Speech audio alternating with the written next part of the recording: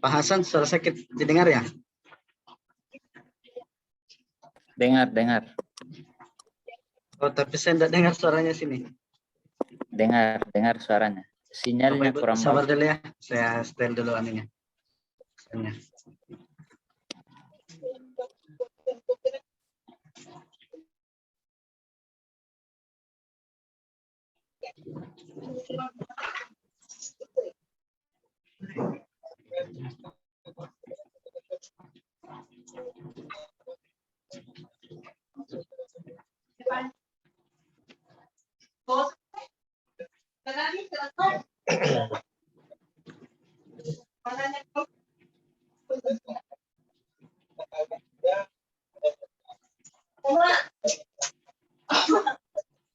Jangan ribut ya.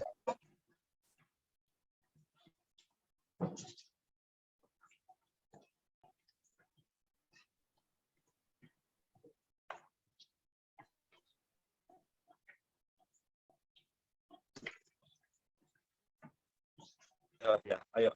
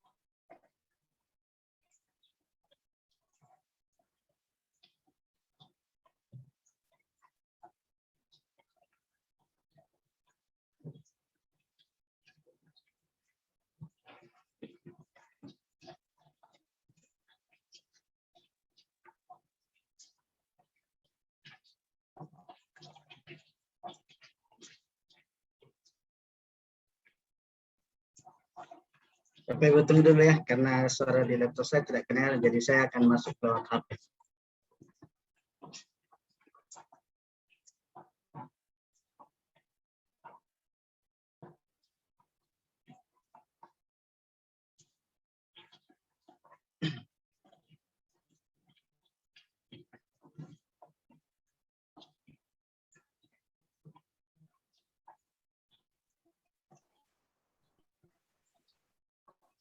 Tes. Ya. Baik, Bapak Ibu kita mulai ya.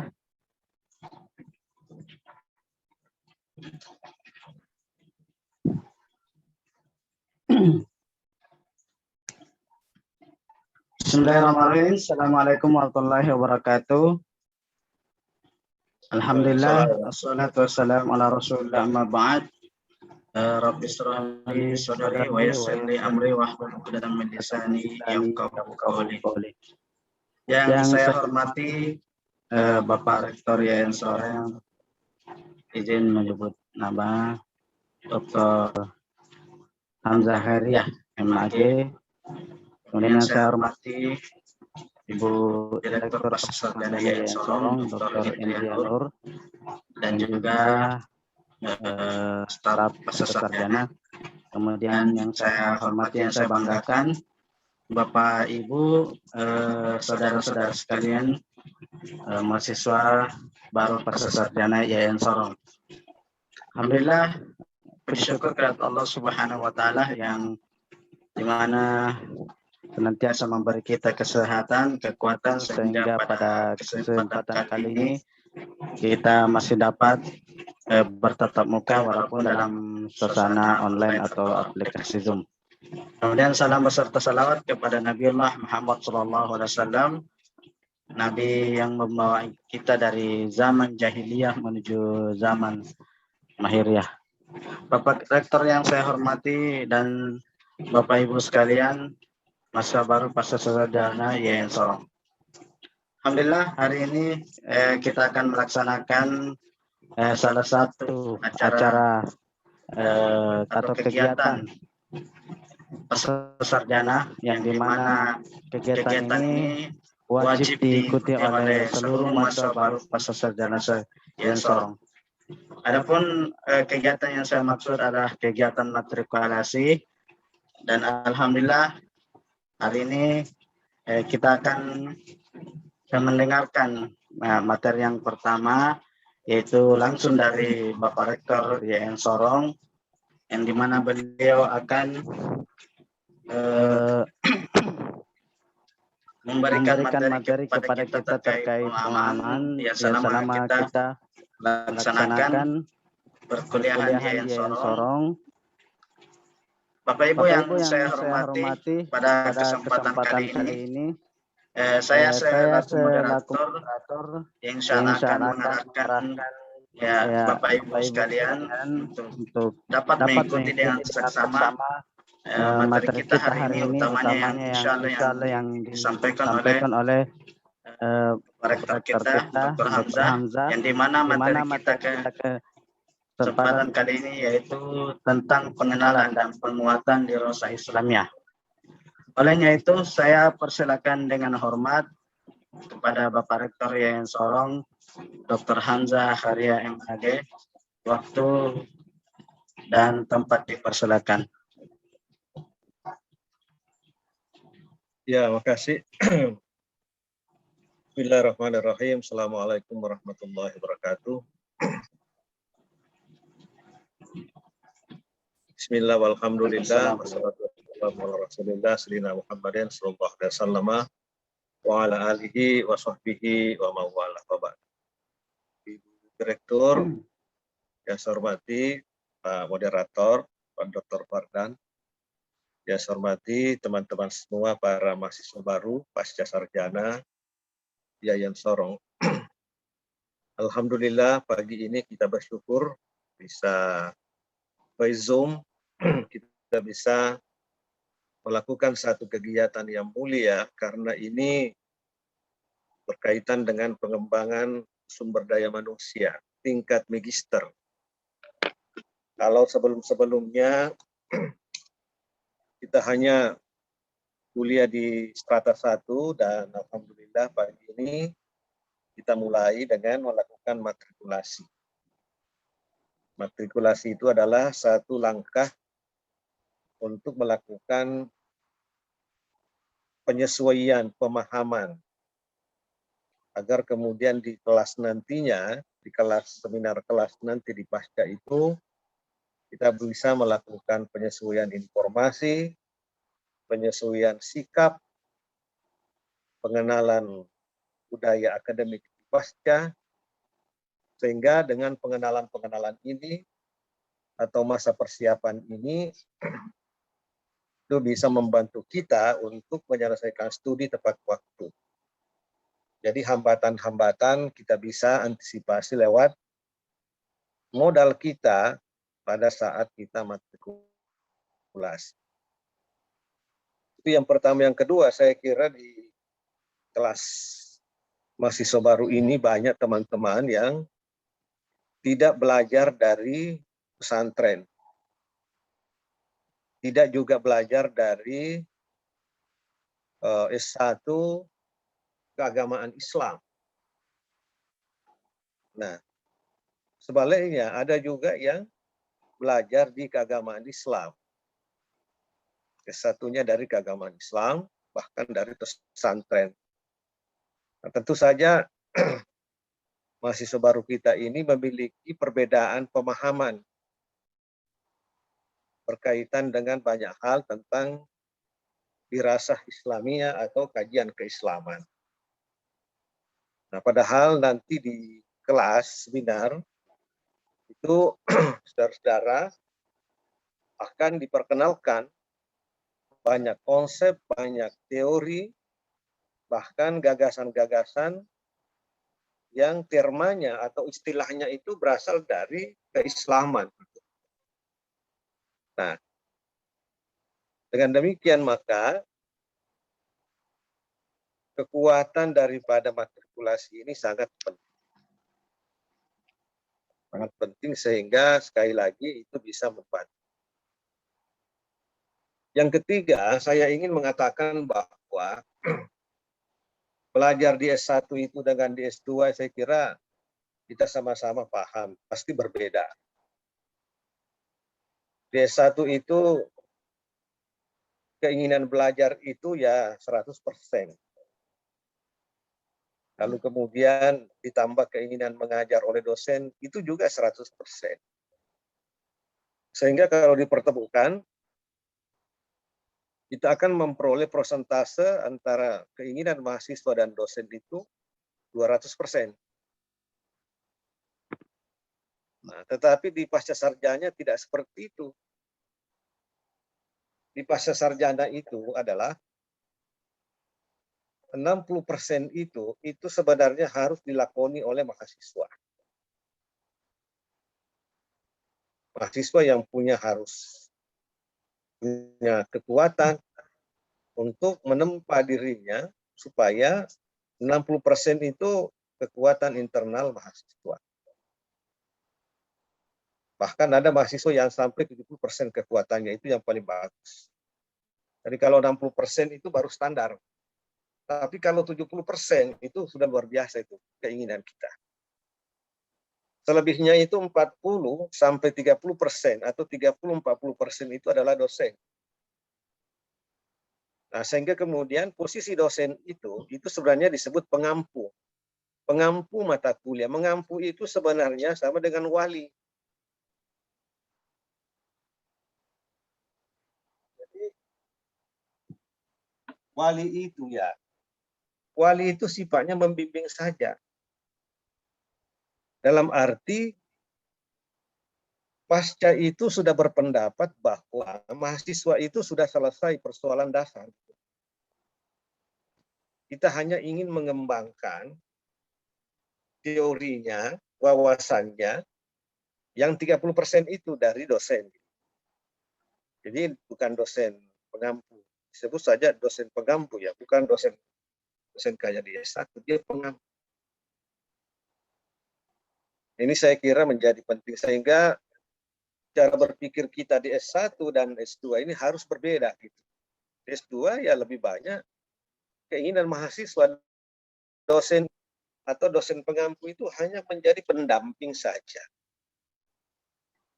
Pendamping daripada mata kuliah yang diajarkan. Jadi kemandirian itu lebih banyak dibebankan kepada mahasiswa S2 dibanding dengan S1. Nanti juga saudara mengikuti S3 lebih tinggi lagi itu. Sudah sampai 80, 90 ya. Dosen itu hanya 10%. Ini saya kira penting kita harus sepakati lebih awal. Tunggu dulu ya.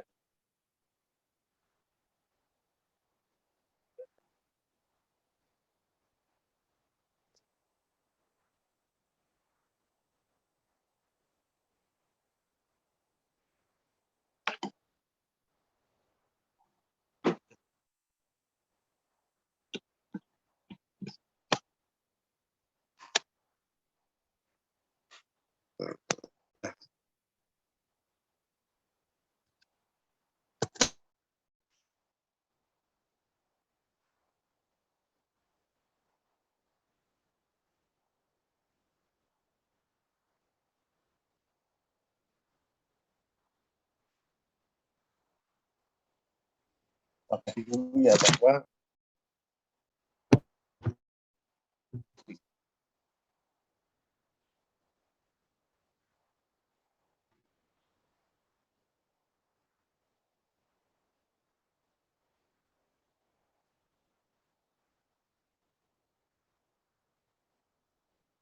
penguatan rasa Islamiyah, kajian keislaman. Nah, kajian keislaman itu atau di rasa Islamiyah itu apa? Karena memang corak kita punya ini di rasa Islamiyah, kajian keislaman. Meskipun Bapak Ibu sekalian, distingsinya itu adalah kepemimpinan transformatif. Jadi prodi PAI, pendidikan agama Islam, tetapi tingkatannya itu ada pada kepemimpinan transformasi. Bagaimana memimpin pendidikan agama, kira-kira begitu. Bagaimana menjadi kepala sekolah, bagaimana menjadi guru, kira-kira begitu. Tetapi bukan guru dalam arti mengajar saja, tetapi bagaimana bagaimana peserta itu merubah cara berpikir siswa menjadi pemimpin.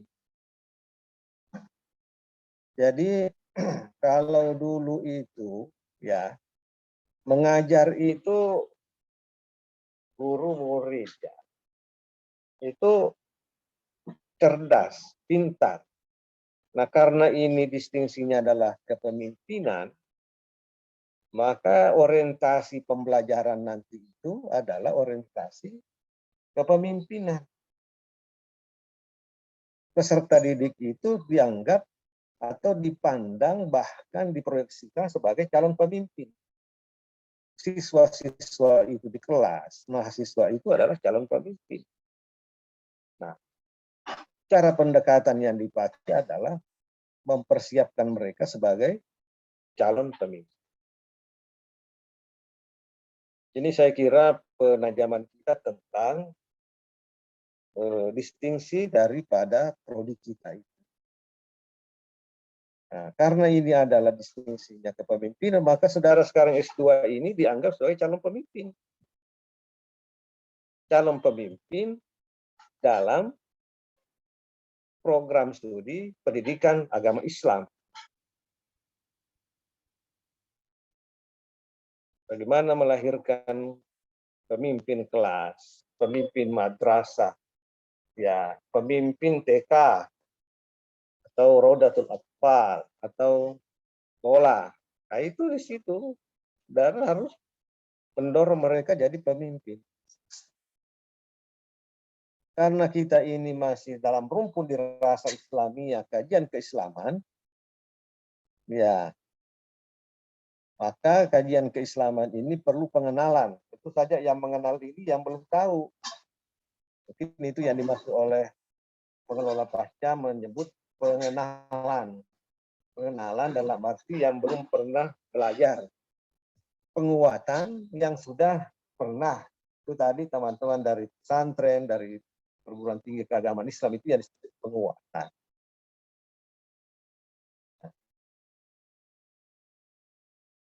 Baik yang sifatnya pengenalan maupun penguatan, saya kira sedikit ada perbedaan. Saya ingin menekankan bahwa belajar agama di perguruan tinggi termasuk pasca itu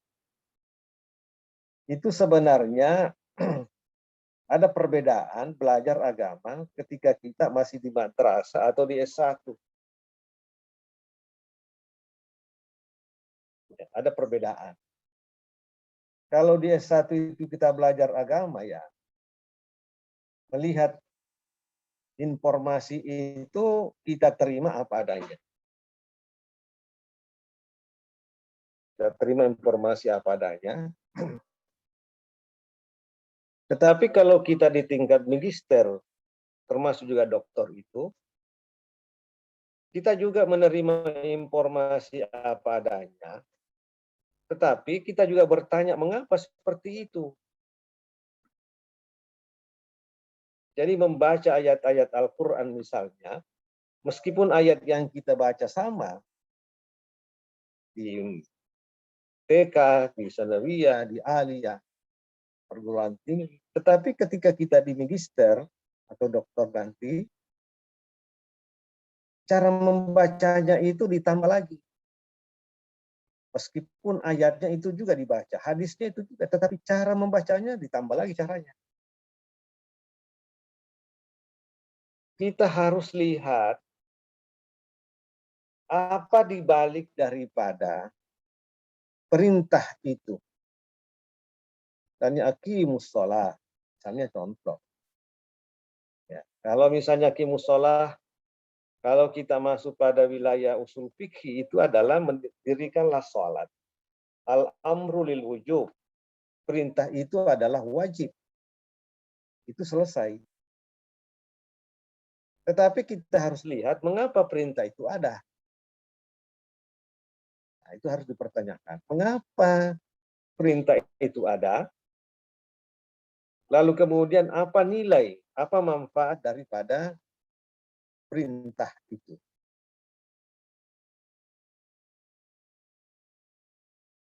Ya, jadi harus. Nah, jadi kita itu berdiskusi bukan menantang pendapat, tetapi kita ingin belajar menggali supaya kita memiliki pemahaman dasar dan wawasan gitu. Nah, itu yang harus diubah cara berpikir. Jadi kita adalah melatih cara berpikir kita di tingkat magister. Ayat Al-Quran ini kita percaya, kita amalkan. Tetapi kita juga harus tahu bagaimana di balik itu. Ya, wawasan harus meningkat. Nah, itulah sebabnya dalam filsafat ilmu, saudara mungkin tidak belajar filsafat ilmu ya. Ada filsafat ilmu ada 3 hal yang sangat mendasar kita harus selesaikan. Yang menjadi acuan kita berpikir, acuan kita bertanya, acuan kita melakukan analisis dari setiap hal akademik. Nah, 3 hal ini menjadi acuan kita. Kita harus membiasakan ketiga ini untuk memandu kita membaca sesuatu sebagai calon magister gitu. Dan inilah saya kira mungkin yang membedakan kita di S1 dan S2. 3 hal yang kita sebutkan tadi. Ketiga hal itu dalam filsafat ilmu, pertama adalah aspek ontologi. Ontologi itu mahia, apa itu? Apa itu? Misalnya, apa itu rumah? Apa itu buah? Apa itu magister gitu. Nah, pertanyaan apa itu? Kita harus tahu apa namanya. Mahia. Apa itu? Apa itu polisi? Itu pertanyaan-pertanyaan itu. Jadi definisinya kita harus tahu dulu. Mahia. Nah, apa itu mobil? Mobil itu begini. Apa itu kopia? Itu harus kita tahu.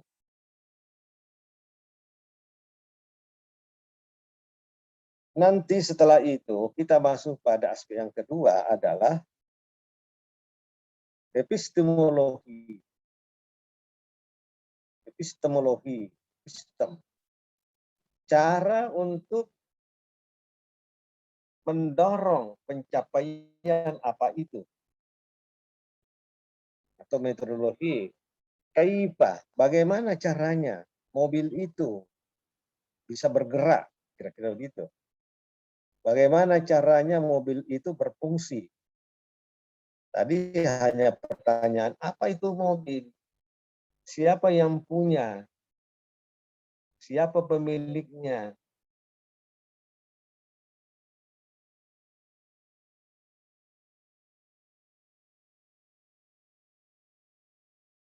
Sekarang pertanyaannya bagaimana caranya epistemologi? Epistemologi. Nah, jadi itu kita harus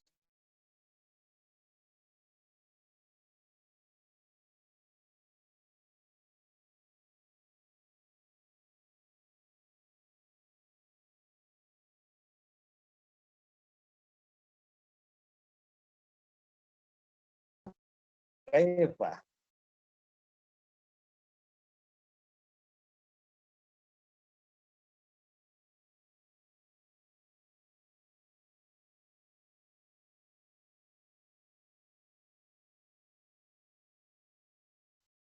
Tentang manfaat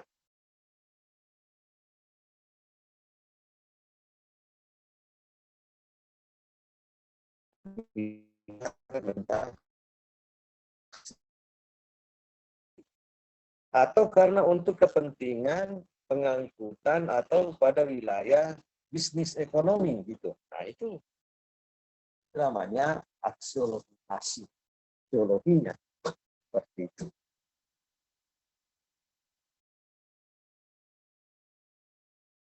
Jadi 3 standar ini yang harus menjawab dari seluruh aktivitas intelektual kita. Selalu 3 hal ini kita akan pertanyakan. Ya. Baik Bapak Ibu sekalian, jadi dirasa darson kita masuk ya. Dirasa kita silakan kajian atau dirasa Islamiyah, kajian ke Islam. Jadi Islam ini kita harus kaji. Islamiyah, Islam, Islamiyah. Islamiyah, hal-hal yang disandarkan pada Islam. Islamiyah. Kan dirasa Islam, dirasa Islamiyah. Ya. Jadi pengkajian Islam. Biasa juga tidak dengar dengan pengkajian Islam. Jadi pengkajian Islam itu adalah pengkajian tentang keislaman. Atau dirasa Islam. Jadi kepemimpinan transformatif itu nanti kita lihat dari sisi pengkajian keislaman. Itu rumpun besar. Islam, karena ini adalah Islam, Islamiyah, maka sumber keilmuannya itu dari mana? Ya, basisnya adalah Al-Quran dan hadis Nabi Shallallahu Alaihi Wasallam. Cara Islam itu saya kira itu ya, Al-Quran dan hadis Nabi Shallallahu Alaihi Wasallam. Cara Islam itu Al-Quran dan hadis Nabi Shallallahu Alaihi Wasallam. Jadi dokumen atau sumber data. Nah, kita ini ngomong kaji ya.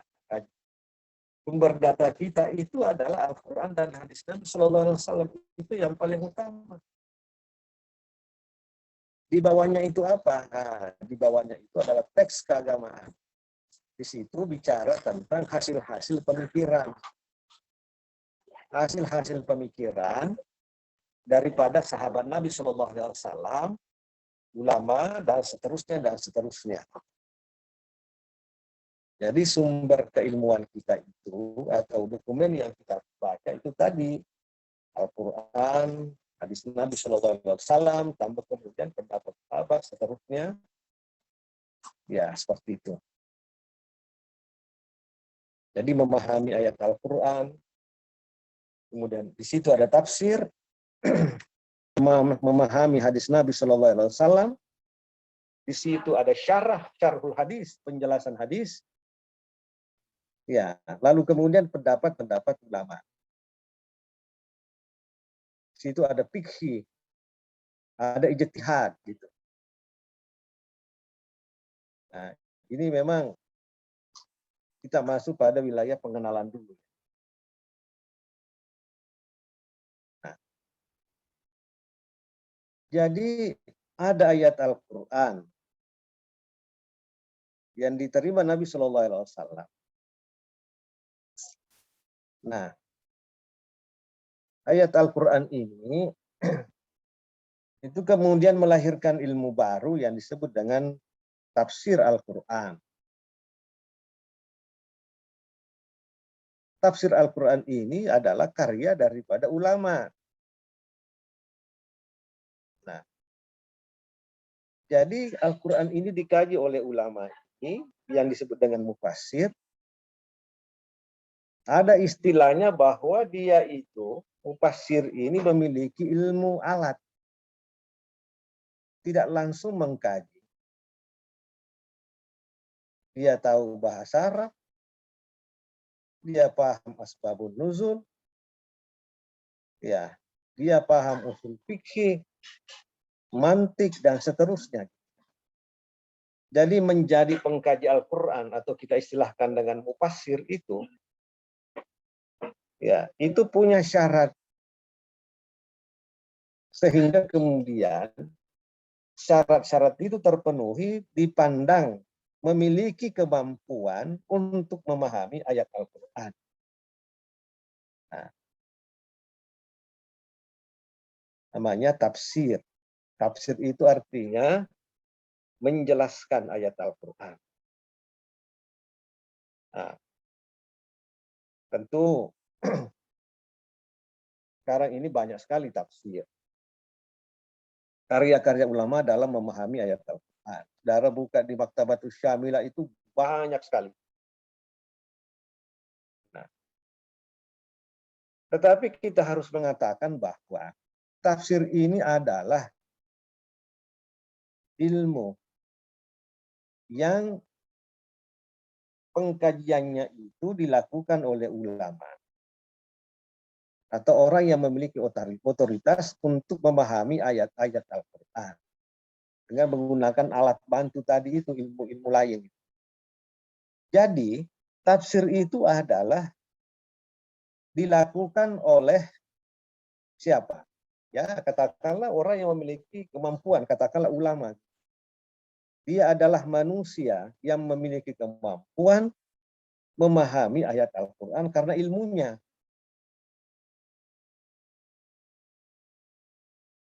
Kita melihat bahwa dia memiliki syarat-syarat itu. Sehingga kemudian tafsir itu juga kita bisa bagi pada corak yang ada. Ya. Karena bagaimanapun juga pemikiran seseorang itu dipengaruhi oleh kecenderungannya. Sehingga kitab-kitab tafsir itu sebagai karya ya dari pemahaman ayat Al-Quran itu kita bisa bagi coraknya pada beberapa corak. Misalnya tafsir yang berkaitan dengan atau berbicara atau coraknya kepada hukum. Nah, misalnya tafsir As-Sabuni. Nah, itu bicara tentang hukum. Ya, hukum dalam arti fikih ya. Pendapat-pendapat hukum di situ. Kalau mau baca itu ya banyak. Ya. Ada juga tafsir yang coraknya tersendiri, misalnya corak sufi. Ya, corak sufi. Misalnya tafsir Al-Qusairi. Nah, ini juga. Ini sekedar pengenalan saja. Saya kira banyak teman-teman sudah paham. Tafsir Al-Haki.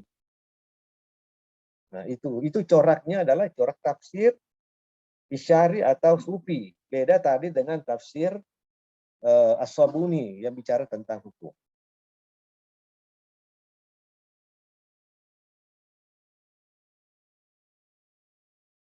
Ya.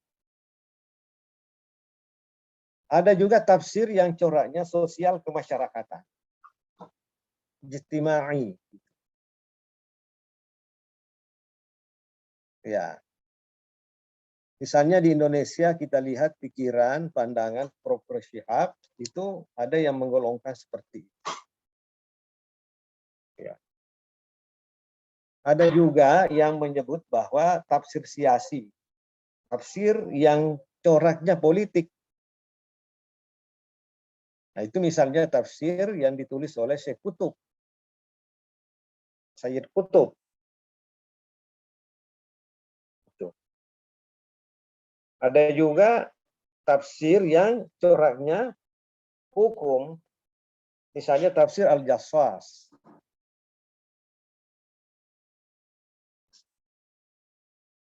Seperti itu ya.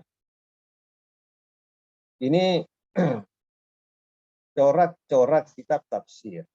Nah, mungkin juga nanti di pasca akan ada mata kuliah khusus bicara tentang ayat atau hadis Nabi Shallallahu Alaihi Wasallam.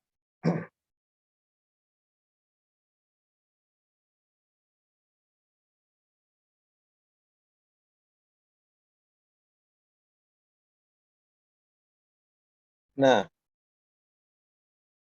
ada juga tafsir itu hanya menjelaskan tentang maknanya saja, makna bahasanya, tidak menguraikan panjang lebar. Tanya,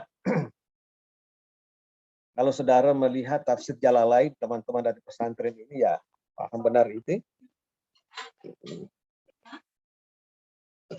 Itu langsung muradibnya saja, sinonimnya saja. Ya. Contoh gini, tafsir Jalalain misalnya ya.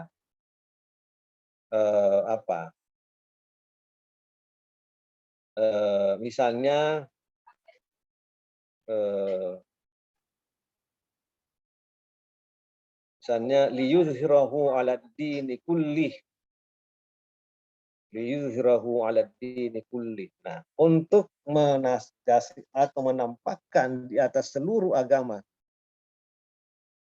Nah, walau karihal musyrikun, walaupun orang-orang musyrik enggak senang.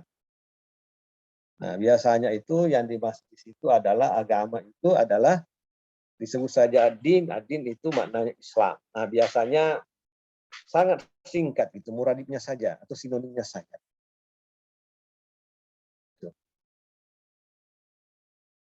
Itu Bapak Ibu sekalian, kalau kita lihat tadi itu kecenderungan mufasir itu. Nah, ada juga mufasir yang cenderung menggunakan hadis Nabi Shallallahu Alaihi Wasallam sebagai penjelasan dalam memahami ayat Al-Quran. Mungkin penguasaan hadisnya banyak.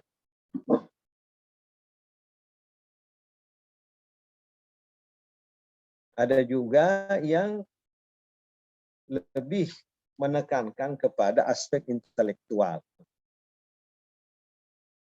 Nah, itu tadi yang saya katakan, mufasir itu dipengaruhi oleh kecenderungan dan harus dipastikan bahwa mereka itu memiliki kemampuan luar biasa, ilmu bantu dalam memahami ayat Al-Quran. Tamalah saudara kalau misalnya disuruh memilih nanti tesis, judulnya begini kira-kira, itu kecenderungan. Ada di sekolah, ini contoh aja, ada sekolah, memilih judul di sekolah, ada di madrasah, atau sama ya, sebagai manusia biasa. Ini tentu punya pertimbangan. Nah, faktanya di situ, di mana di kitab-kitab tafsir tadi seperti itu. Sehingga kemudian kita ini, pertanyaannya adalah bagaimana menyikapi kecenderungan atau corak daripada tafsir ini sebagai mahasiswa yang mengkaji ilmu keislaman.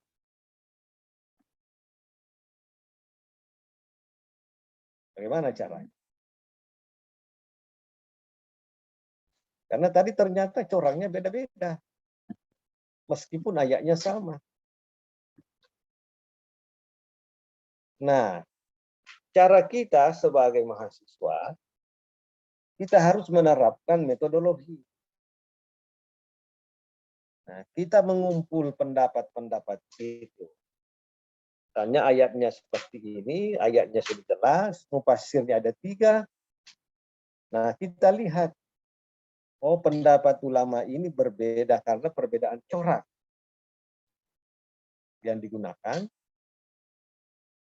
Posisi kita ini sebagai peneliti diupayakan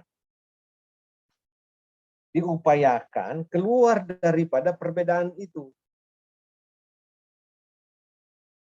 Nah, tapi ini berat. Jadi setelah saudara kemukakan perbedaan itu, ya, dalam melihat ayat, kita keluar dari perbedaan itu, melihat pada wilayah substansinya. Wilayah substansi itu kita bisa lihat dari sisi bahasanya. Ya, dari sisi bahasanya. Karena substansi itu muncul dari bahasa, maka kita harus paham makna bahasa daripada lafaz itu. Sangat susah kita memahami secara filosofis ayat Al-Quran kalau kita tidak memiliki pengetahuan berkaitan dengan makna dasar kata itu atau lafaz. Kalau hanya mengandalkan kitab tafsir, ya. Namun faktanya kitab tafsir tadi itu coraknya tadi itu banyak, dan kita harus keluar dari perbedaan itu untuk kemudian paham kembali gitu. Bukan berarti kita keluar baru kita tinggalkan pendapat mufasir, tidak. Kita harus memahami substansinya dulu, baru kemudian kita masuk kembali melihat pendapat yang berbeda itu. Nah, pertanyaannya adalah, kitab apa yang dipakai untuk melihat makna dasar sebuah kata dalam Al-Quran? Ada dua yang saya tahu, yaitu Lisanul Arab. Lisanul Arab ini kamus yang banyak sekali, sangat tebal, tetapi ada yang sedikit berbeda, agak sederhana, dan banyak direkomendasikan menggunakan itu. Misalnya Maqayisul Lughah. Nah, kitab Maqayis Lughah ini saudara bisa lihat mana dasarnya di situ. Nah, kalau saudara mau lihat prakteknya, misalnya kita lihat Tafsir Al-Misbah, yang bahasa Indonesia itu ya, misalnya kitab Tafsir Al-Misbah, di situ biasa disebutkan oleh beliau penulis bahwa makna dasar kata ini adalah begini. Nah, biasanya itu diambil dari kitab Maqayis Lughah. Misalnya Al-Khair, misalnya Khairon. Khairon. Nah, biasa disebut di situ terdiri pada huruf al-kha, al-ya, dan ar-ra dengan makna dasar ini. Biasa diartikan makna dasar adalah kebaikan. Nah, itu contoh memahami makna substansi daripada kata itu. Nah, jadi saya ingin mengatakan bahwa silahkan saudara terbiasa membuka itu kitab Maqayis Al-Lughah. Saya kira banyak teman-teman ini, saya lihat peserta banyak dari Mahat, pesantren, saya kira itu udah udah bisa melihat. Dan itu banyak di Maktabatul Jami. Jadi setiap ayat kita dilihat dulu ayatnya apa, fokus pembahasan kita pada sebuah ayat itu kemudian kita lacak makna dasarnya di kitab Maqayis Al-Lughah. Nah, setelah itu baru saudara melihat pada pandangan-pandangan mufassir. Itu cara memahami Al-Quran. Yang kedua, Bapak Ibu sekalian, hadis Nabi SAW. Hadis Nabi itu ya, saya kira teman-teman banyak sudah kenal semua. Hanya saja kita harus melihat pensyarah hadis Nabi ini. Misalnya, mungkin nanti juga di pas itu ada, hadis Bukhari itu disyarah oleh kitabnya siapa? Pensyarahnya hadis Bukhari siapa? Kalau misalnya kitab Sunan Abi Dawud misalnya, karena ada itu ya, itu disyarah oleh kitab Aunil Ma'bud misalnya. Nah, kira-kira begitu. Imam Bukhari, Sahihul Bukhari, Sahih Muslim disyarah oleh siapa? Itu ada syarah.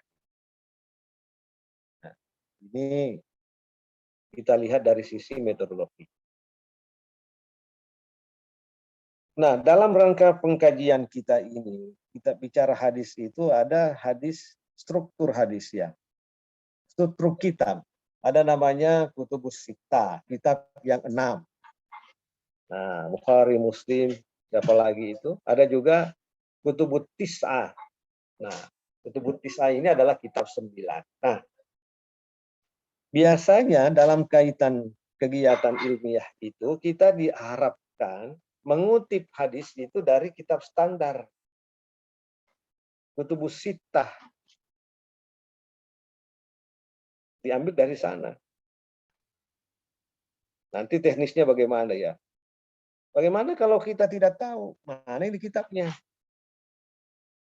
Tetapi yang perlu kita ketahui dulu bahwa diharapkan secara metodologi mengutip hadis itu dari kitab standar. Kitab standar itu apa? Kitab standar yang kita sebut dengan kitab Tis'ah atau Kutubus Sittah, kitab 6 atau kitab 9. Biasa juga ya Shahihaini, Sahih Bukhari dan Sahih Muslim, atau kitab yang 6 atau yang 9. Intinya kita kutip di atau kita ambil di kitab standar, bukan di kitab-kitab yang lain. Itu ketentuannya. Meskipun sanadnya boleh jadi sama, tetapi dilihat ini Anda kutip ini di mana? Oh, kitab aslinya, kira-kira begitu. Kitab asli dalam arti kitab yang kita sebutkan tadi.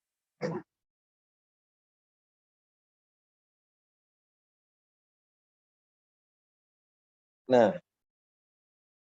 oke. Sekarang kita bicara tentang ruang lingkup dirasa Islamiyah, kajian ke Islam. Ruang lingkup dirasa Islamiyah ini kita bisa bagi terhadap teks-teks keagamaan. Ada yang mengambil konsentrasi misalnya tafsir, hadis, itu teks-teks keagamaan. Ada juga yang melihat dari sisi kehidupan sosial. Kehidupan sosial. Itu dari sisi kehidupan masyarakat. Nah, sekarang kalau misalnya kepemimpinan transformatif itu kita lihat dari mana dirasa Islamiyahnya. Kita lihat daripada teks keagamaan, bagaimana Quran hadis Nabi SAW. Ya, kita juga lihat pada dinamika pemikiran ulama. Gitu. Jadi ada yang hanya sifatnya sosiologis misalnya. Ada juga yang sifatnya jadi pada praktek kehidupan umat Islam. Nah, biasanya dari sisi sejarah itu, kajian sejarah. Betul ada ayat, tetapi dominannya itu pada sisi yang pernah menjadi kenyataan. Nah, itu dari sisi sejarah. Nah, ada juga yang melakukan kajian dari sisi pemikiran Islam. Bagaimana tasawuf, bagaimana filsafat. Itu ada. Ya. Sedangkan dalam kepemimpinan kita ini ya kita gabung. Kita harus juga menggunakan Quran hadis, lalu kemudian praktek-praktek keagamaan, kepemimpinan yang dilakukan oleh Nabi SAW bersama dengan sahabatnya.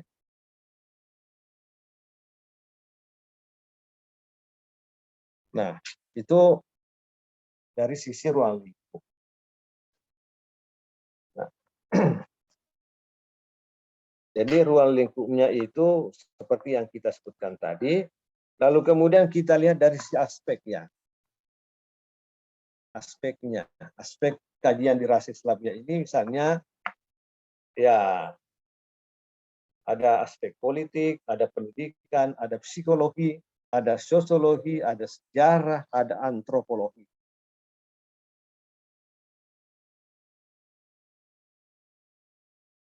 Ada aspek kepemimpinan Islam.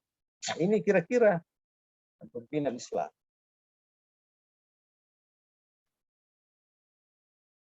Oke, saya mau pindah kepada hal yang baru, subjudul baru, bahwa kita mencoba mengenal ada ilmu bantu. Jadi apa itu yang disebut dengan ilmu bantu?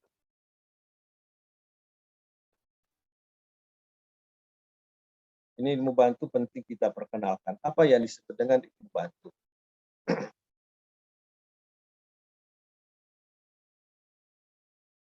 Karena di rasa Islamiyah ini, kajian Islam ini bertumpu ya. Bertumpu pada wahyu, bertumpu pada Al-Quran dan hadis. Nah, sekarang kita perlu menggunakan ilmu bantu. Ilmu bantu itu adalah ilmu yang digunakan atau teori yang digunakan untuk memahami ya, memahami ayat Al-Qur'an dan hadis Nabi SAW. Ilmu bantu. Misalnya teori sosiologi. Nah, kita ini misalnya mau mengkaji apa sih itu ummah. Misalnya dalam Al-Qur'an, wal takum minkum ummatu yad'una ilal khairi. Nah, itu kan kita sudah misalnya membuka kitab-kitab tafsir. Misalnya wal takum minkum ummatun yad'una ilal khair. Nah, kita sudah paham tentang makna dasar ummah atau yad'una, da'a. Apa sih itu substansi daripada kata da'a? Wal takum minkum, hendaklah ada di antara kalian itu umat yad'una ilal khair, yang mendakwahkan kepada kebaikan. Nah, karena ini bicara tentang kebaikan, bicara tentang kehidupan nyata, bicara tentang masyarakat, maka kita harus menggunakan teori sosiologi. Inilah yang kita sebut dengan ilmu bantu. Misalnya saudara menggunakan ayat ini untuk melihat perspektif politik. Ya, perspektif politik ayat ini, maka saudara harus menggunakan teori ilmu politik. Itu yang kita sebut dengan ilmu bantu. Misalnya saudara mengatakan tadi, yad'una ila khairi. Nah, saudara kaji dari sisi atau perspektif ilmu dakwah atau ilmu komunikasi. Maka kita menggunakan teori dari teori ilmu komunikasi. Nah, ini yang kita sebut dengan ilmu bantu. Ayat tadi itu saudara kaji dari perspektif ekonomi, maka saudara harus menggunakan teori dari teori ilmu ekonomi. Ini yang disebut dengan ilmu bantu. Nah, saudara kaji tadi ayat itu, nanti judulnya apa gitu, judul makalah saudara, maka ilmu bantu itu menjadi penting, ilmu yang terkait dengan tema atau judul yang saudara tetapkan itu. Ini yang disebut dengan ilmu bantu. Ilmu bantu ini penting. Mengapa penting? Karena inilah teori ini sebagai produk intelektual yang bisa membantu kita memahami tadi itu teks keagamaan gitu, Quran dan hadis. Itu yang disebut dengan ilmu bantu, ilmu yang dari umum gitu. Ya. Inilah perbedaan Bapak Ibu sekalian. Perbedaan beban. Perbedaan yang beban yang dihadapi teman-teman yang mengambil di rasa Islamiyah dibanding dengan yang lain. Kalau saudara misalnya kuliah di tempat lain, di luar dari di rasa Islamiyah, mungkin penguatan teorinya itu sesuai dengan disiplin ilmu yang kita harus tahu, kita pilih di sana. Tetapi di IAIN ini, di Magister di rasa Islamiyah ini, kita harus juga memahami makna atau pandangan mufassir terhadap ayat Quran dan makna hadisnya, tetapi kita juga harus di backup, didukung oleh teori yang berasal dari disiplin ilmu lain. Ini yang menjadi beban ganda. Jadi posisi kita itu terbebani besar. Jadi kita tidak bisa lagi misalnya membahas satu makalah. Misalnya konsep umat dalam Islam atau konsep umat dalam kepemimpinan misalnya, kepemimpinan Islam. nggak bisa lagi kita hanya menggunakan dalil Al-Quran dan hadis. Tetapi gunakan teori sosiologi, gunakan teori kepemimpinan. Nah, ini yang saya sebut sebagai beban ganda intelektual kita di program magister. Ini yang kita harus sadari. Sehingga kemudian kita memiliki kesiapan menguasai khasanah keilmuan Islam, tetapi kesiapan mental intelektual kita juga memahami atau mampu meminjam teori dari ilmu bantu yang kita sebutkan. Ini Bapak Ibu sekalian, ini yang berbeda dengan ketika kita di luar dari pengkajian Islam. Ini saya kira mungkin pengantar kita ya. Mungkin ada hal-hal yang kita diskusikan. Silahkan kalau bisa kita jawab, kalau nggak bisa kita katakan tidak tahu. Terima kasih Pak Moderator, Dr. Fardan. Demikian, terima kasih. Wassalamualaikum warahmatullahi wabarakatuh. Waalaikumsalam warahmatullahi wabarakatuh. Baiklah, terima kasih Bapak Rektor yang telah memberikan kepada kita terkait dengan kajian penguatan dirasa Islamiyah. Sangat menarik Bapak Ibu apa yang dijelaskan oleh Bapak Rektor. Apa-apa saja yang disampaikan oleh Bapak Rektor, mungkin Bapak Ibu bisa memahami terkait dengan beberapa penjelasan-penjelasan di mana Bapak Rektor telah memberikan materi kepada kita terkait dengan pengenalan dan penguatan dirasa Islamiyah. Ada beberapa catatan Bapak Ibu sekalian yang bisa mungkin flashback terkait dengan materi yang diberikan oleh Bapak Rektor.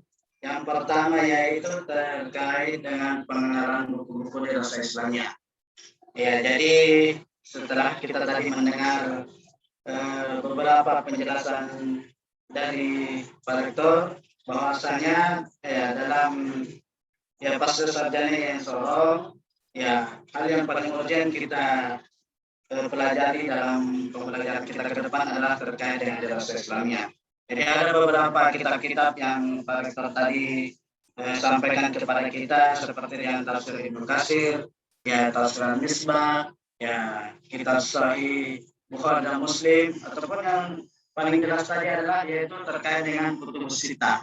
Jadi Bapak Ibu sekalian mungkin yang bisa jadi bukan berasal atau berlatar belakang Islami, artinya kesiapan Bapak Ibu yang mengikuti atau mengaplikasikan ke pemahaman kita terkait dengan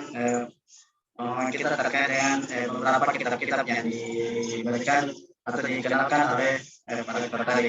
Kemudian yang kedua adalah yaitu terkait dengan lingkup dirasa Islamiyah, di mana kita sebagai mahasiswa nanti Bapak Ibu sekalian bahwasanya lingkup dirasa Islamiyah ini perlu diinterpretasikan dengan kepemimpinan transformatif, di mana dirasa Islamiyah ini ketika kita interpretasikan dengan kepemimpinan transformatif, artinya kita melihat dari aspek sosialnya, aspek sosial keagamaan, kemudian bagaimana kita mempraktikkan kehidupan kita terkait dengan moderasi beragama, jadi kita mengembangkan apa yang kita pahami dalam kepemimpinan transformatif tersebut dalam perkembangan kehidupan moderasi beragama, kemudian merujuk kepada kepemimpinan Nabi Muhammad SAW.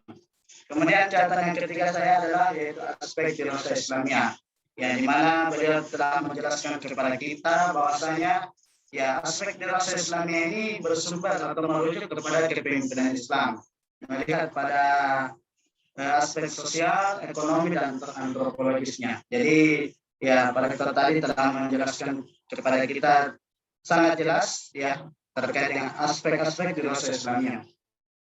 Kemudian yang keempat adalah kajian dirasa Islamiyah bertumpu pada beberapa ilmu, seperti tadi yang diberikan oleh kepada kita, diberikan kepada kita oleh Pak Rektor tadi terkait dengan ilmu bantu. Jadi sangat menarik dengan ilmu bantu ini, yang dimana Pak Rektor tadi menjelaskan kepada kita, saya kira Bapak Ibu ini juga saya yakin ada yang mau bertanya terkait dengan implementasi dari ilmu bantu karena sangat menarik Kemudian yang kelima, catatan yang terakhir yaitu kesiapan Bapak Ibu dalam mempelajari kajian keislaman dalam program pasca sarjana Yayasan. Jadi saya ingin menambahkan terkait dengan kesiapan Bapak Ibu sekalian bagaimana nanti ke depan.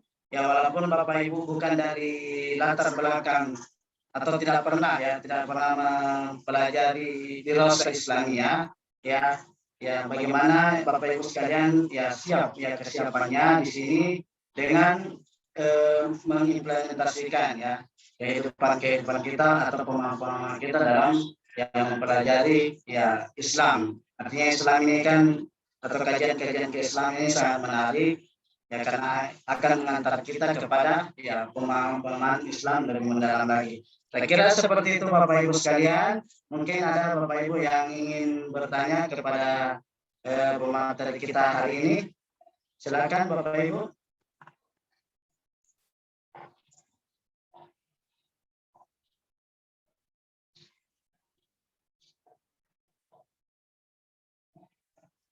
Ada yang mau bertanya?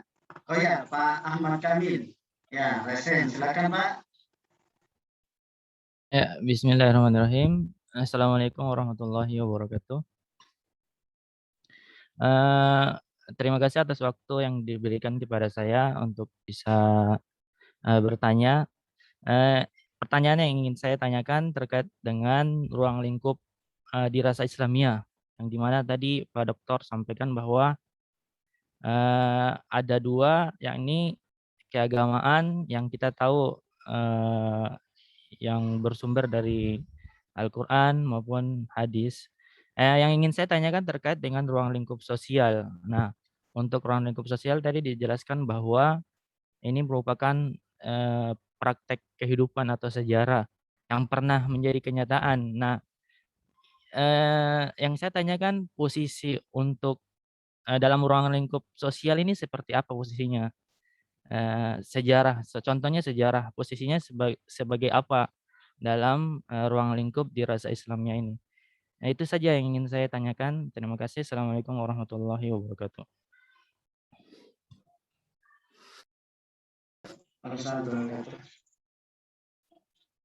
Bagaimana, ada lagi? Atau mungkin permisi Pak Rektor mau langsung dijawab atau ditambahkan lagi? Ya, silakan dikumpul saja Pak ya. Baik Pak.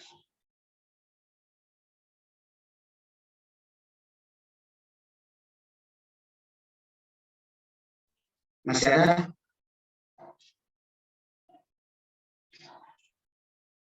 Iya Pak Al-Fadil. Ya Al-Fadil. Kalau di Zoom ini saya lihat namanya Pak Al-Fadil. Silakan Pak. Pertanyaannya. Ya, mohon maaf, nama saya Ali Abdullah Pak, belum di rename. Baik Pak, silakan. Ya baik, Bismillahirrahmanirrahim. Assalamualaikum warahmatullahi wabarakatuh. Waalaikumsalam warahmatullahi wabarakatuh. Ya, terima kasih Pak atas kesempatannya. Saya ingin bertanya begitu, atau mungkin lebih tepatnya meminta penjelasan yang lebih lanjut terkait dengan yang telah disampaikan oleh Pak Rektor, pemateri kita, bahwa dalam memahami tafsir atau menjabarkan kemudian jurnal yang nanti kita bahas berkaitan dengan sumber-sumber tafsir, kita harus kemudian melihat juga pada ilmu bantu, misalnya seperti sosiologi atau antropologi maupun ilmu bantu yang lainnya begitu. Nah, saya sedikit bingung Pak. Kemudian kalau kemudian kita membahas tafsir, terus kita menjabarkannya dengan teori-teori sosiologi atau antropologi kontemporer, yang mana ini kan sebenarnya dirumuskan oleh para pakar-pakar yang mungkin pakar barat begitu ya, mungkin tidak bersinggungan langsung dengan sumber Islam itu sendiri atau dalam hal ini tafsir. Bagaimana kemudian kita menyesuaikan atau membahasnya itu dengan lebih baik sehingga tidak terkesan membenturkan gitu Pak. Mungkin itu sedikit yang dapat saya tanyakan. Terima kasih. Assalamualaikum warahmatullahi wabarakatuh.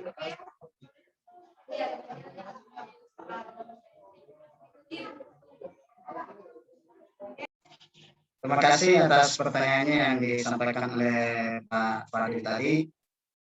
Kemudian masih ada satu lagi.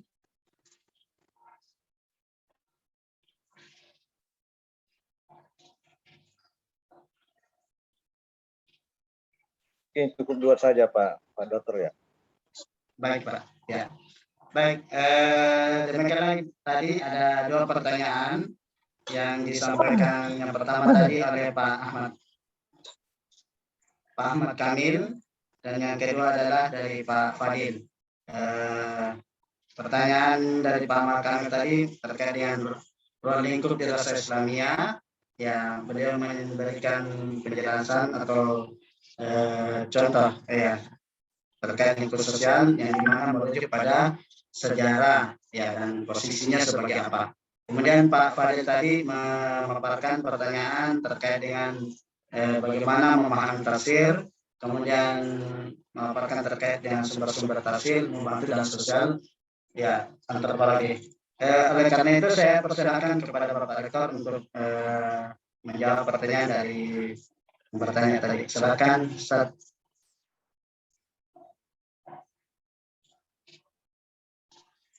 Baik ya Pak Ahmad Kadir, Pak Adi Abdullah ya. Ada 2 penanya enggak salah ya. Ahmad Kadir ini Ahmad Kamil ya.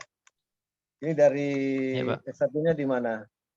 Di Stein, Pak. Ustaz. Ya. Kalau Pak Ali Abdullah dari PTIQ, Pak. PTIQ, baik.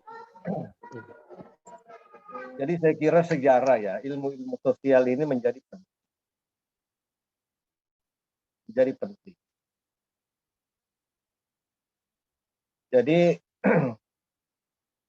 hadis Nabi Shallallahu Alaihi Wasallam itu juga ya punya dimensi sejarah, takrir, penjelasan. Penjelasan itu adalah bagian dari fakta yang terjadi pada zamannya, karena itu adalah bagian dari sejarah. Ya, jadi pada hadis Nabi saja itu ada aspek sejarah.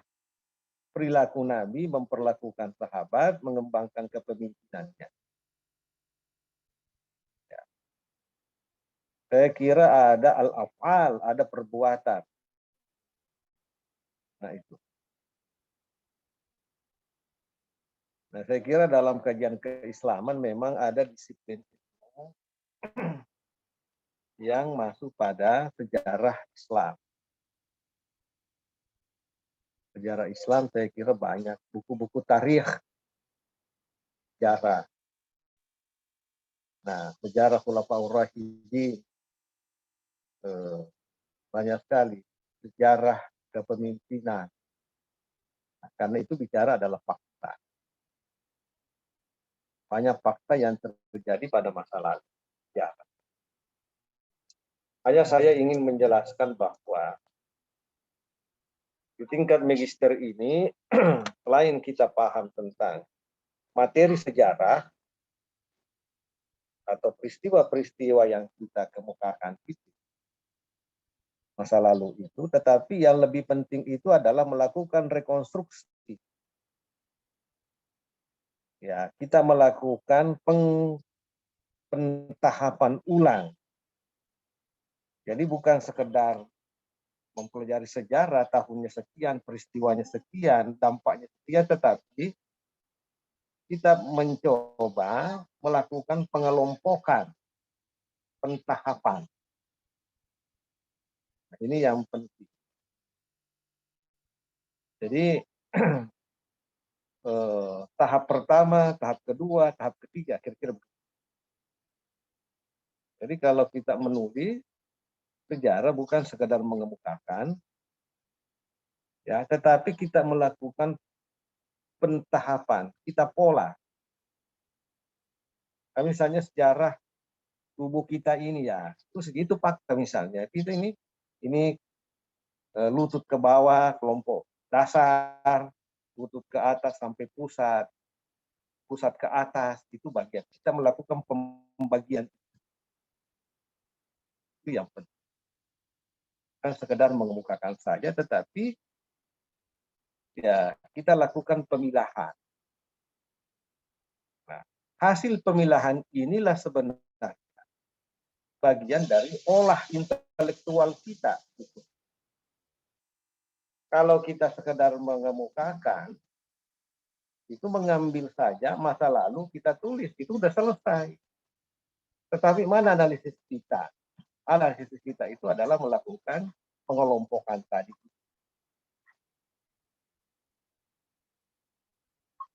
Dari sisi sejarah juga ini penting ya dalam memahami ayat Quran. Asbabun nuzul misalnya, itu juga. Jadi penting.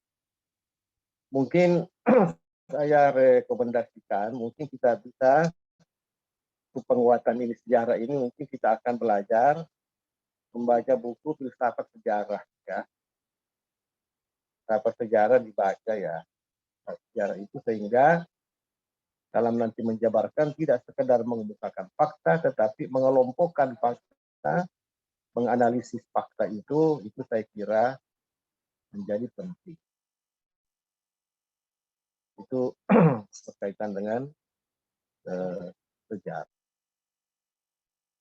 Nah, sejarah pemikiran. Jadi sejarah ini ternyata banyak. Sejarah Nabi Shallallahu Alaihi Wasallam seperti apa? Sejarah Khulafaur Rasyidin. Ya, sejarah kepemimpinannya ini juga bisa kita kembangkan. Sejarah kepemimpinan Nabi seperti apa? Nah, jadi memang ini sejarah berkembang. Sejarah kepemimpinan Nabi, sejarah kepemimpinan sahabat. Nah, dikembangkan lagi dalam bidang ekonomi. Misalnya sejarah kepemimpinan Nabi berkaitan dengan perubahan ekonomi. Bagaimana kemudian sejarah pengumpulan zakat, pendistribusian zakat, itu bicara tentang kepemimpinan ekonomi. Ya, itu fakta. Lalu kemudian bagaimana sejarah pendidikan Islam pada masa Nabi. Nah, itu kan juga sejarah majelis taklim. Ada nggak majelis taklim? Jadi ini berkembang. Jadi sejarah ini adalah induk dan itu berkembang pada kajian-kajian. Jadi ini juga saya sampaikan bahwa di rasa Islamnya itu juga mengalami perkembangan. Contoh lain lagi, kita masuk misalnya tafsir ayat Al-Quran. Tafsir itu sudah dikelompokkan lagi, tafsir yang produk-produk Timur Tengah.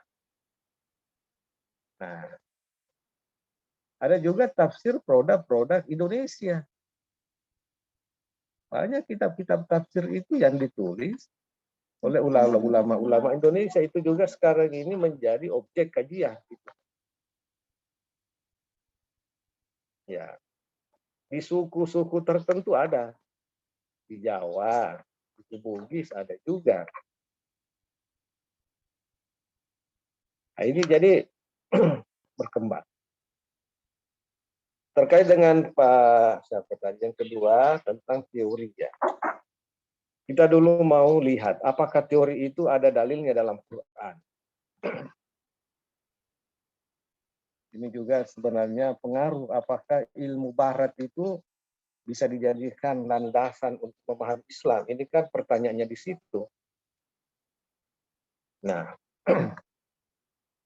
jadi dalam memahami Islam ini ya, kita menggunakan wahyu. Tetapi kita juga harus melihat ayat Al-Quran. Fas'alu ahla dzikri in kuntum la ta'lam. Tanyakanlah kepada yang memiliki az-zikr, ahlu zikr, in kuntum la ta'lamun. Jika kalian tidak memahami. Karena kita tidak paham terhadap apa yang menjadi landasan berpikir kita, Maka kita membutuhkan yang paham. Yang paham itu dalam ilmu disebut memiliki otoritas. Yang memiliki otoritas itu adalah dalam istilah sehari-hari disebut dengan pakar. Nah, produk daripada pakar ini dalam keilmuan disebut dengan gagasan atau yang lebih baku lagi adalah teori. Jadi dalam kajian akademik, teori itu berfungsi untuk digunakan sebagai pisau analisis untuk menjawab pertanyaan. Jadi teori itu fungsinya adalah membantu kita menjawab pertanyaan. Bagaimana kita bisa menjawab pertanyaan kalau kita nggak menggunakan teori? Nah, ini yang harus diperkuat di magister. Kalau nggak ada teori, di mana kita bisa menjawab pertanyaan? Contoh, roti itu bahasa Indonesia roti. Tetapi dari mana kita bisa tulis itu roti dalam sebuah karya ilmiah kalau kita nggak paham apa konsep roti itu? Diambil dari kamus besar bahasa Indonesia, roti itu ini itu. Nah, lihat kamus bahasa Indonesia, pengertian roti terdiri dari ini. Ya, itu baru kita lihat bahannya dari ini. Nah, itu kenapa kita pakai itu? Karena kita bukan pakar bahasa, kita gunakan pendapat orang. Ya.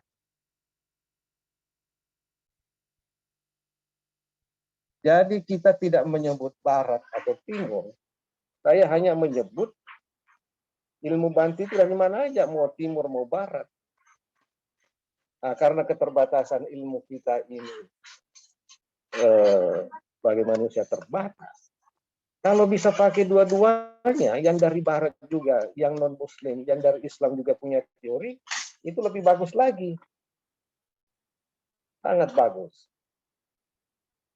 Kalau ada teori dari barat yang diduga dari non-muslim, itu juga bagus. Tetapi jauh lebih bagus lagi kalau ada teori sosial yang diproduksi oleh orang Islam, itu jauh lebih baik. Nah, ini saya kira menjadi penting. Nah, karena sebenarnya ilmu itu ya, memang sekarang faktanya ilmu itu terpola. Terpola sekarang ilmu agama, ilmu umum. Nah, lalu kemudian sumbernya kadang-kadang dibedakan. Ya, dibedakan. Padahal sebenarnya sekarang ini baru sekitar berapa tahun yang lalu itu dirintis integrasi keilmuan. Integrasi keilmuan, penyatuan ilmu. Ya, makanya Bapak Ibu sekalian, menggunakan teori itu harus dikritisi. Harus dikritisi, nggak bisa diterima. Apakah itu dari Islam dan tidak Islam, itu kritisi saja itu teori. Setuju atau tidak? Gitu. Ya, ini pertanyaan menarik. Ini juga membuat kita bahwa teori apapun, dari siapapun kritisi itu. Ya, harus dikritisi. Makanya kita tadi ini, katakanlah dalam menulis makalah, menggunakan ilmu alat. Kita gunakan ayat Al-Quran, kita pakai pandangan mufassir, kita buka makna dasar bahasa, itu juga kita kritisi. Kita juga menggunakan teori sosial, kritisi juga. Gitu. Nah, inilah yang membedakan cara berpikir di S1, di S2, posisi itu tadi kita kritisi supaya kebenaran itu muncul. Ya, meskipun makalah kita ini kebenaran dalam arti kebenaran dalam hal belajar terbatas ya. Jadi di kelas itu kita ingin hidup itu Jangan dikira sudah mengatakan teori ini langsung terima, nggak bisa. Harus kita lihat dari berbagai sisi. Nah, umpama saudara bicara tentang apa kira-kira ya, bicara tentang ayat ini, relevan nggak teori ini? Kritisi dulu lah. Apa dasarnya sehingga teori ini diambil? Itu harus dikritisi. Apalagi kalau teori itu sudah tumbang. Sudah digalakkan oleh teori lain. Ya. Karena Al-Quran itu ya, hudal linnasi wa bayyinatin minal huda wal furqan. Nah, petunjuk bagi manusia, wa bayyinatin minal huda wal furqan. Dan memberi penjelasan daripada petunjuk dan pembeda. Jadi hudal linnas. Siapa itu hudal linnas? Ya, tanpa melihat agama apa. Nah, hudal lil muttaqin. Ada juga hudal lil muttaqin. Ya. Jadi saya kira itu keterbukaan kita, ini juga bagus ya. Keterbukaan kita dalam pasca ini sebagai mahasiswa harus terbuka, mendengar, melihat. Itu harus dibangun, tetapi menilai. Ingat, menilai itu adalah kewajiban kita. Jadi ada 3 kewajiban. Kewajiban kita melihat data itu dari mana saja kita ambil, kita dengar, kita baca, itu kewajiban kita. Ya. Tetapi menilai, ini menilai penting. Menilai ini cocok nggak tidak? Nah, itu nanti juga menilai relevankah atau tidak. Itu juga yang akan ditulis dalam makalah. Nah, itulah pentingnya nanti Bapak Ibu sekalian, mengambil dari berbagai sumber, lalu kemudian kita menilai, kita diskusi. Saudara juga harus mengemukakan pendapat. Makanya dalam penulisan makalah ke depan bukan sekedar kita itu copy paste, apa namanya,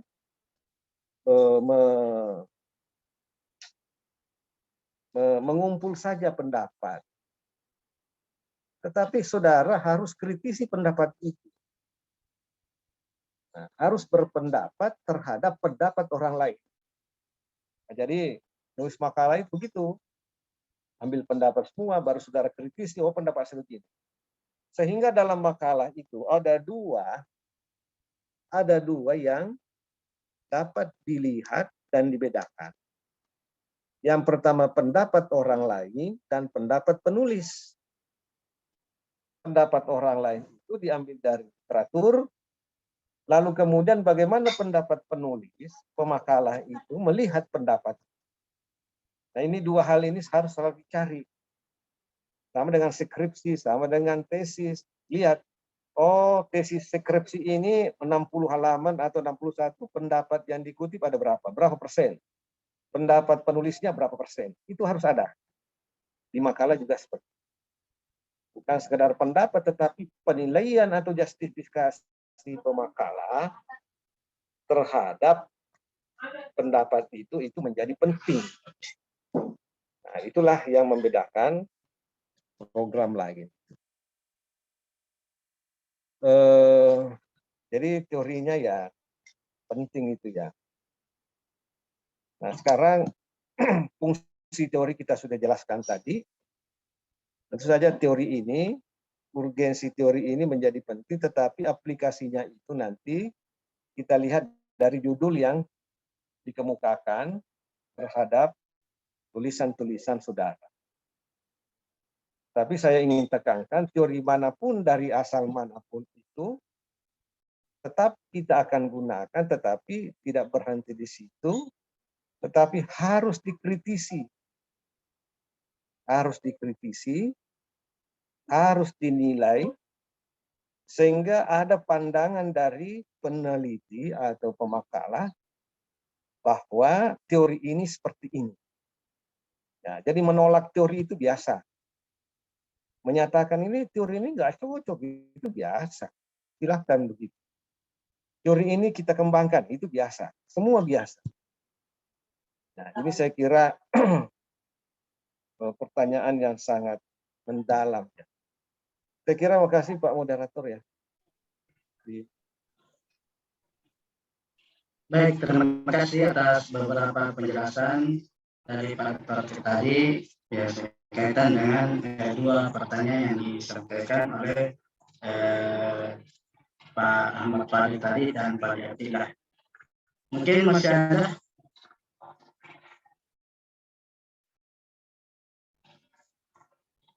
ada yang mau bertanya?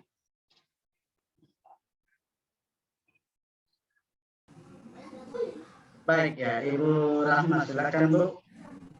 Ya. Pak, terima kasih atas waktunya. Maaf, ini hanya mohon pengulangan saja Pak. Soalnya tadi jaringan yang terkait 3 hal yang harus diketahui oleh mahasiswa, calon mahasiswa pasca sarjana. Tadi saya hanya dapat yang pertama Pak, yaitu aspek ontologi. Itu apa itu ya, apa itu buku, apa itu meja, apa itu magister gitu. Yang kedua ketiganya saya tidak sempat ini dengar Pak, mohon diulang Pak. Baik ya, terima kasih atas pertanyaan dari Ibu Rahma, di mana beliau memohon kepada Pak Rektor untuk memberikan kembali penjelasan kepada kita semua terkait pertanyaan yang disampaikan oleh Ibu tadi. Silakan Pak Rektor. Ya, jadi saya kira dalam filsafat ilmu yang Ibu Rahmat tanyakan tadi itu ada ontologi, bicara tentang apa itu ya, mahia apa itu, definisinya seperti apa. Epistemologi bicara tentang metodologinya, bagaimana caranya mencapai itu, mencapai sesuatu. Bagaimana cara turunnya Al-Quran, kira-kira begitu. Nah, sekarang yang ketiga adalah aksiologi. Aksiologi itu bicara tentang nilai, bicara tentang muatan. Apa nilai, apa ajaran yang dibawa oleh Al-Quran. Nah, kan? Al-Quran itu ya membawa hidayah. Al-Quran sendiri adalah hidayah. Nah, itu apa nilai yang dibawa? Apa urgensi gitu? Apa pentingnya? Jadi Bapak Ibu sekalian, kalau kita melihat sesuatu,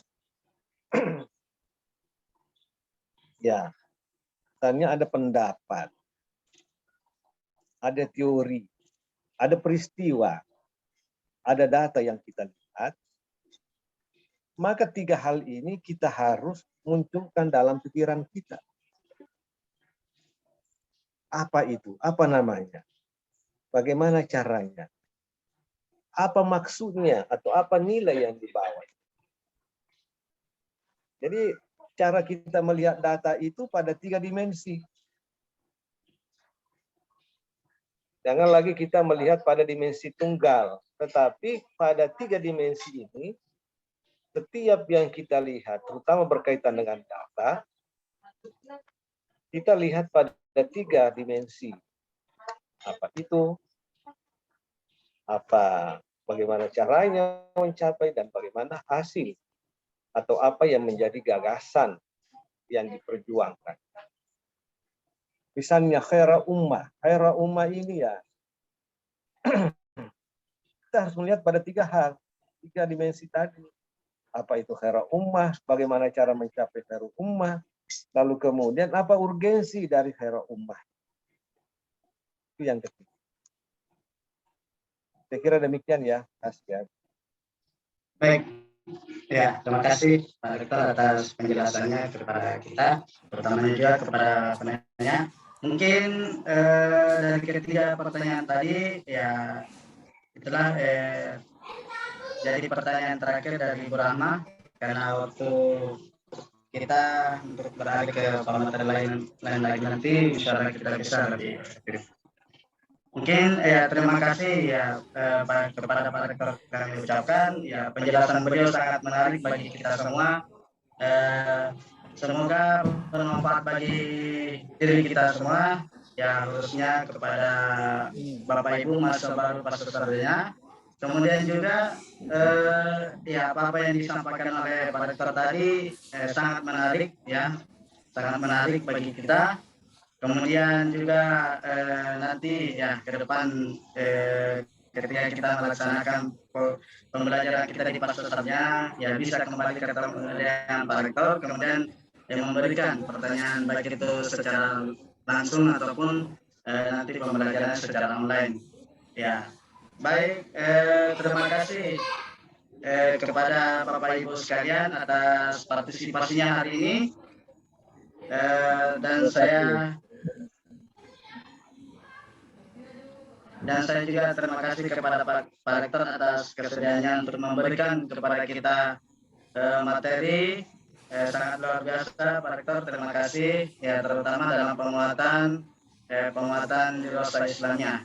Jadi hal seperti ini kita sangat butuhkan dalam kajian-kajian keislaman. Ya, semoga ke depan nanti kita bisa dapat Bapak Ibu bisa beradaptasi di Majelis Taklim Sorong, ya, beradaptasi yang baik, ya, mengikuti irama yang ada di Sorong, ya. Dan juga mohon maaf, ya, jika mungkin ada kesalahan dari saya dan juga kehilapan. Saya kira cukup ya pertemuan kita dalam bentuk aplikasi Zoom hari ini. Insya Allah kita akan kembali nanti di pertemuan selanjutnya yang dimana nanti akan diberikan materi dari Pak Dr. Sudirman. Ya. Terima kasih. Baik. Ya, saya ingin juga sampaikan Pak Dr. Mohon maaf Ibu Direktur tadi terlambat masuk untuk mengikuti pertemuan pertama tadi dikarenakan anak beliau lagi sakit.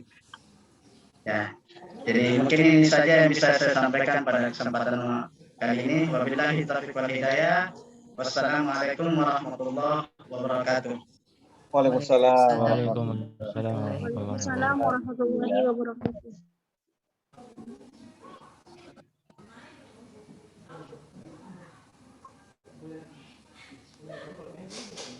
Assalamualaikum warahmatullahi wabarakatuh. Bapak Ibu yang ada di grup ini, calon mahasiswa baru kan sudah ujian ya.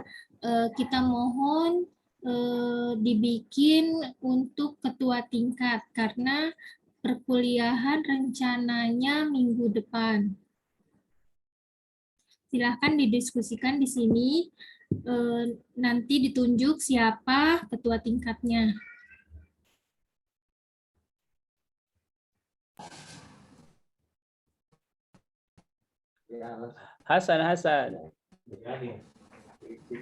Hasan Pur, apa lagi namanya? Kamil boleh, mungkin bisa jadi ketua tingkat kita. Ya, Pak Kamil sepakat. Ustadz Kamil mungkin bisa. Kasih dia saja ketua tingkat itu Insan Kamil Ahmad Kamil. Sepakat. Usul Pak Hasan. Sesuai Ya, kesepakatan saja. Pak Hasan sepakat. Karena Rosmiati Saibu. Ibu Rosmiati Saibu, ketua tingkat. untuk nanti yang mengatur Zoom-nya, yang bikin Zoom-nya dan komunikasi dengan dosen pengampu mata kuliahnya. Apa yang tunjuk bukan mahasiswa toh? Ya sesuai polling di sini, suara terbanyak.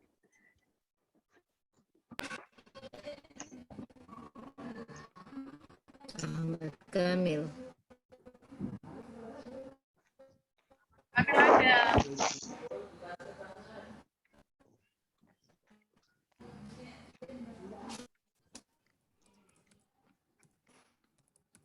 Balik saya.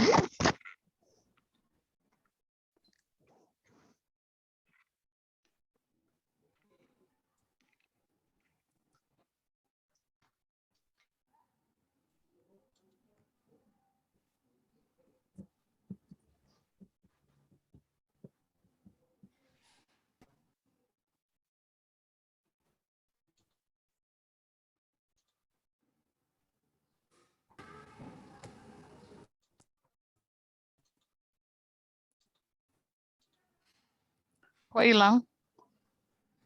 Ibu Ros sudah yang pimpin. Jangan. Ahmad Kamil sudah.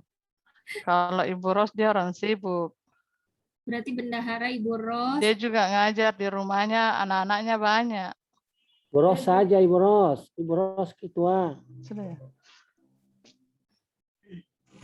Ada wakilnya juga kalau bisa. Siapa tahu Pak Ahmad Kamilnya nggak ada waktu, bisa dialihkan ke wakilnya. Ya, Ibu Ros saja. Ibu Ros wakil ketua. Jangan. Pak Subah. Jangan Hasan. Pilih yang mau. Siapa ya di sini tadi? Nanti yang ini yang untuk ngatur. Oh, Risman Yang Al-Muzaki. posisi disorong boleh. Risman. Posisi disorong. Risman. Ini kan Jangan Bu, saya masih muda. Namanya kepemimpinan itu transformatif, tidak mengenal muda dan tua. Nah, setuju. Saya kurang enak saja Bu, kalau saya yang jadi ketua tingkat. Mungkin yang lebih Jangan, berpengalaman di sini yang bisa bukan tidak ambil. persoalan enak tidak enak. Di sini persoalannya kapabilitas dan kualitas. Semua sepakat Ibu Ros. Oke, Risman ya. Semua sepakat. Ini yang lebih berpengalaman saja Bu. Ya, Ibu Ros. Risman. Ibu Ros. Kalau tidak ada yang mau, tidak usah. Jangan. Dan gitu saja.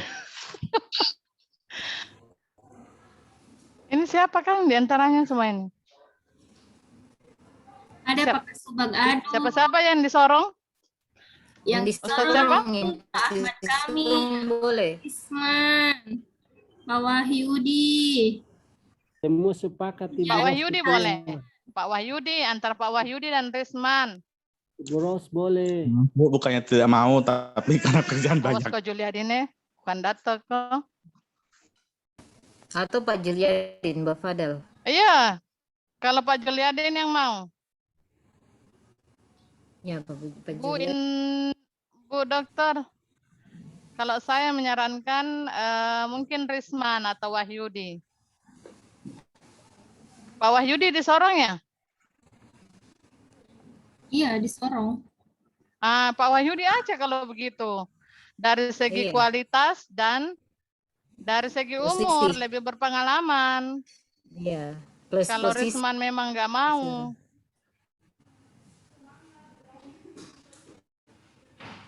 Pak Mungkin Wahyudi nanti- aja kalau begitu. Memberikan peluang kepada yang lain, Bu.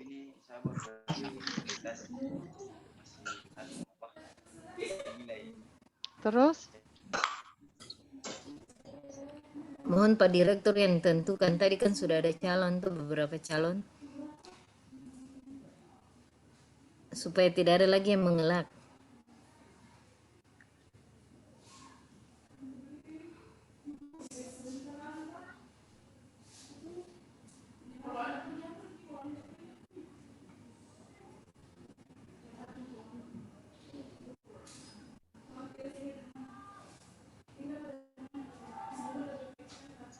Ketua berarti Pak Ahmad Kamil. Nanti wakilnya Risman gitu ya. Risman. Karena ini nanti Sepakat. untuk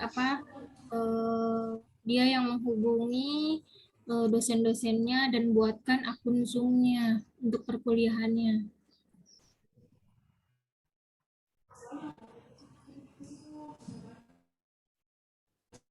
Oke, mungkin begitu ya Bapak Ibu. Nanti kita lanjut lagi di jam 1. Saya tutup Zoom-nya. Assalamualaikum warahmatullahi wabarakatuh. Waalaikumsalam. Waalaikumsalam warahmatullahi wabarakatuh.